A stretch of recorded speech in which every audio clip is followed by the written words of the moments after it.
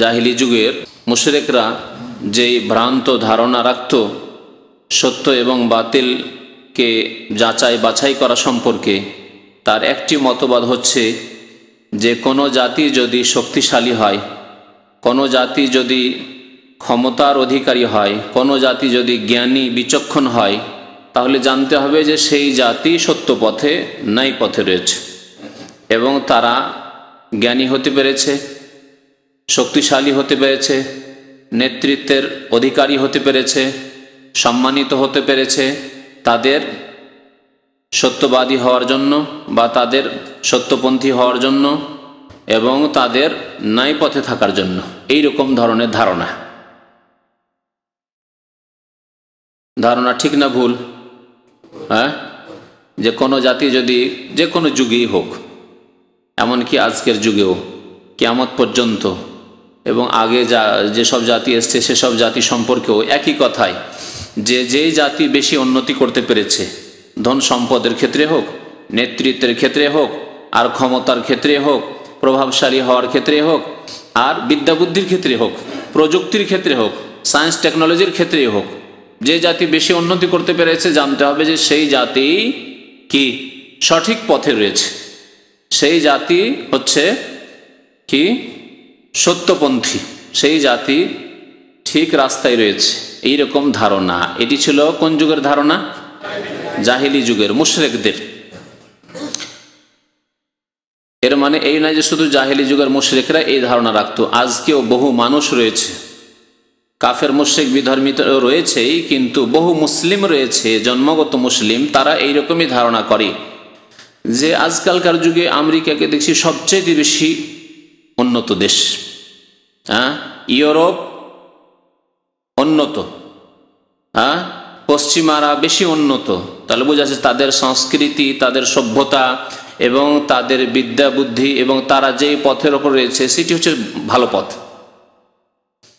হ্যাঁ, তাদের চলাফেরা ঠিক, তাদের আচার আচরণ ঠিক, হ্যাঁ, তাদের লেবাস পোশাক ঠিক, সব ঠিক, কারণ তারা উন্নত, এমনি উন্নতি হতে পারেনি। এইরকম ধরনের ধারণা শুধু কাফির বিধর্মী রাখে না, বহু মুসলিম রাখে, যাদের কাছে দিন ইসলাম সম্পর্কে সত্য জ্ঞান নেই। আমেরিকানরা উন্নত কেন? এই জন্য যে তারা ঠিক পথে রয়েছে, এমনকি তাদের ধর্ম পর্যন্ত পৌঁছে যায় যে তারা ধর্মের দিক দিয়েও ঠিক পথে রয়েছে। আল্লাহ তাদের উপর খুশি না হলে আল্লাহ এত উন্নতি দেয় ওরা? এতদূর পর্যন্ত পৌঁছে যায় অনেক জাহেল মূর্খ মুসলিমরা যে আল্লাহ ওদেরকে যখন এত উন্নত করেছে তাহলে নিশ্চয়ই তারাকে আল্লাহ ভালোবাসে। কথা ঠিক না ভুল? আল্লাহ ভালোবাসলেই পার্থিব উন্নতি দিবে, এই কথাটি ডাহা মিথ্যা কথা। আল্লাহ যাকে ভালোবাসে তাকেই পার্থিব উন্নতি দেবে, আর যাকে ভালোবাসে না মানে সেই ফকির, সেই অভাবী থাকবে, হ্যাঁ, সে অনুন্নত থাকবে। এ কথাটি একেবারে মিথ্যা কথা, অবাস্তব কথা। আল্লাহ পাক রব্বুল সবচেয়ে বেশি ভালোবাসেন আম্বিয়া এবং রসুলগণকে, তাদের অধিকাংশই দরিদ্র গরিব, দারিদ্রতার জীবন তারা প্রাধান্য দিয়েছেন। আল্লাহ তাদেরকে দরিদ্র গরিব করে রেখেছেন, জি, অনাহারে তারা থেকেছেন। এবং সর্বশ্রেষ্ঠ রসুল মোহাম্মদ রসুল্লাহ সাল্লাল্লাহু আলাইহি ওয়াসাল্লাম, হ্যাঁ, তিনি দারিদ্রতার জীবন যাপন করেছেন। একবার খেয়েছেন তো আর একবার না খেয়ে থেকেছেন, বরং দিনের পর দিন অনাহারে থেকেছেন, পেটে পাথর বেঁধেছেন। তাহলে কি যদি এই মাপকাঠি ঠিক হয় যে যাকে আল্লাহ বেশি ভালোবাসেন তাকে উন্নতি দান করেন, হ্যাঁ, তাকে বেশি ধন দৌলত দান করেন, এই কথাই যদি নেন, তার নবী করিম সাল্লাল্লাহু আলাইহি ওয়াসাল্লামকে আল্লাহ ভালোবাসতেন না? হ্যাঁ, তার চাইতে বেশি আর পৃথিবীতে কাউকে ভালোবেসেছেন আল্লাহ পাক রব্বুল আলামিন? তার খলিল একমাত্র রাসূলুল্লাহ সাল্লাল্লাহু আলাইহি ওয়াসাল্লাম এবং একমাত্র ইব্রাহিম আলাইহিস সালাতু ওয়াস সালাম। তারপরে তিনি দারিদ্রতার জীবনযাপন করেছেন। তবে আল্লাহ পাক রব্বুল আলামিন কখনো কখনো মুমিন বান্দাকে, যাকে আল্লাহ ভালোবাসেন, তাকে উন্নতি দান করেন পার্থিব ক্ষেত্রে, কখনো কখনো, সব সময় নয়, কোনো কোনো ক্ষেত্রে। আর আখিরাতের ক্ষেত্রে, পরলৌকিক ক্ষেত্রে, দিনের ক্ষেত্রে, ধর্মীয় ক্ষেত্রে আল্লাহ পাক রব্বুল আলামিন উন্নতি দান করবেন, হ্যাঁ, সম্মানিত করবেন কাকে? মুমিনকে। আখিরাতের ক্ষেত্রে, ইমানের ক্ষেত্রে, আমলের ক্ষেত্রে আল্লাহ সম্মানিত করবেন মুমিনকে। এই জন্য নবী করিম সাল্লাল্লাহু আলাইহি সাল্লাম সম্মানিত, এই ক্ষেত্রে আল্লাহ পাক রব্বুল আলামিন তাকে সম্মানিত করেছেন দিনের ক্ষেত্রে। সাইয়্যিদুল মুরসালিন, তিনি সমস্ত নবীর সেরা।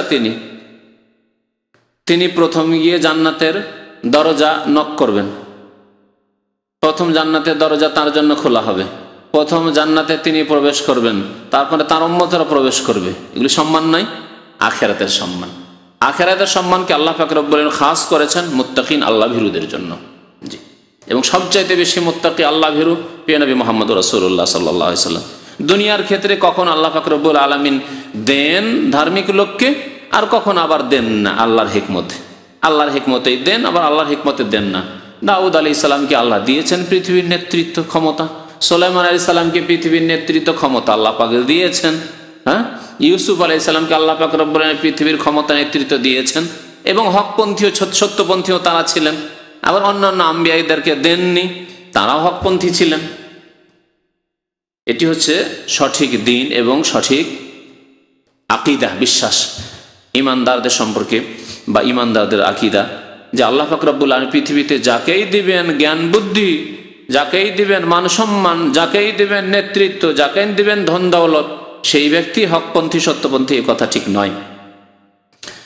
কিন্তু জাহেলি যুগের এই ভ্রান্ত ধারণা ছিল নবী সাল্লাল্লাহু আলাইহি সাল্লামের আগমনের পূর্বে মুশরিক কাফেরদের, আর তার পূর্বেও ছিল, এমনকি নূহ আলাইহিস সালামের জামানাতেও এই ভ্রান্ত ধারণা মুশরিক কাফেরদের ছিল। আর এখনো বহু কাফের বিধর্মী মুশরিক এবং তাদের অনুসারী পাপিষ্ঠ গুনাহগার ফাসিক মুসলিমদের, জাহেল অজ্ঞ মুসলিমদের রয়েছে।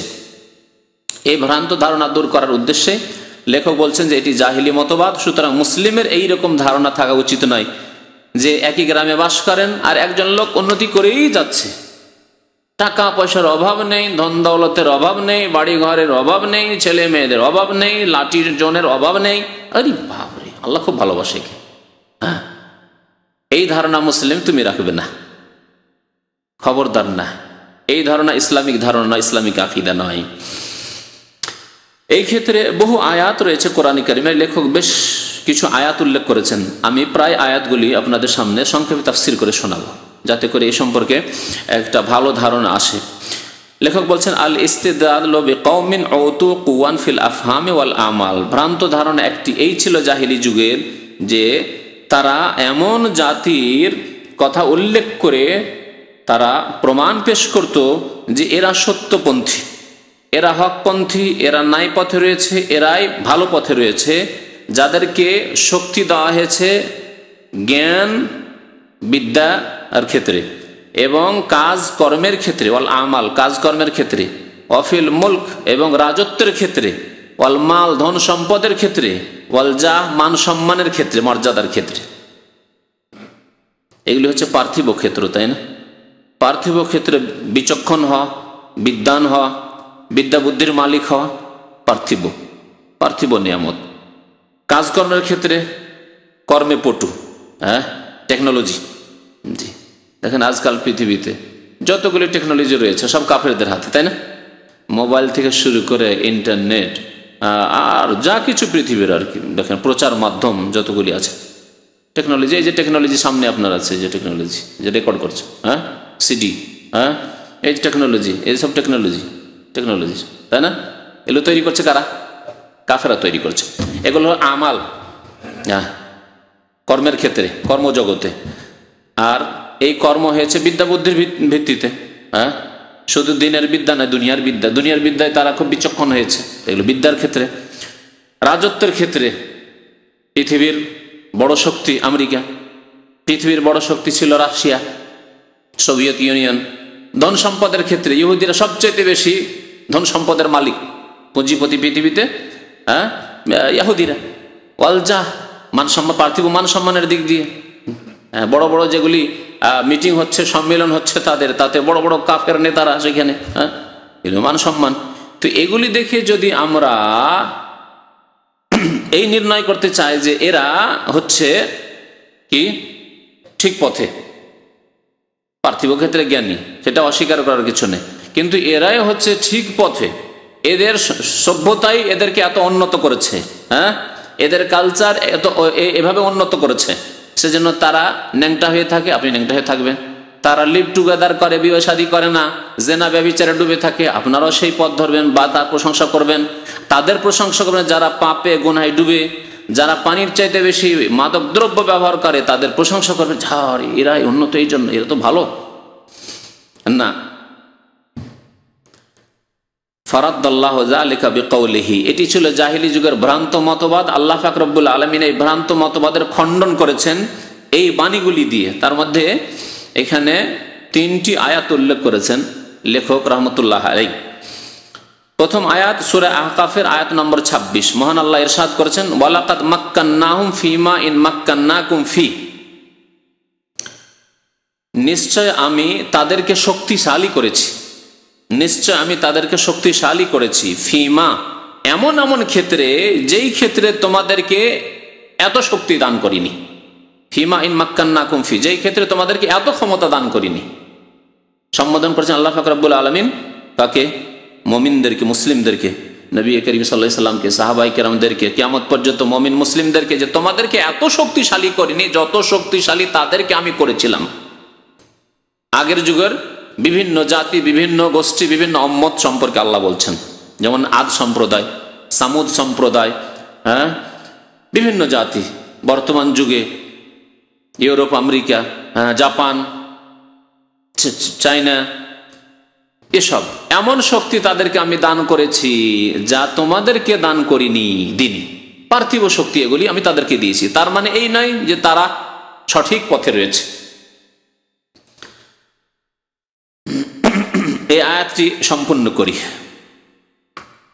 আর কি করেছি? আল্লাহ বলছেন যে ওয়াজআলনা লাহুম সামআন ওয়া আবসারান ওয়া আফইদা, আর তাদেরকে আমি শ্রবণ শক্তি দিয়েছি, শোনার শক্তিও দিয়েছি, ও আবসারান দৃষ্টি শক্তি দিয়েছি।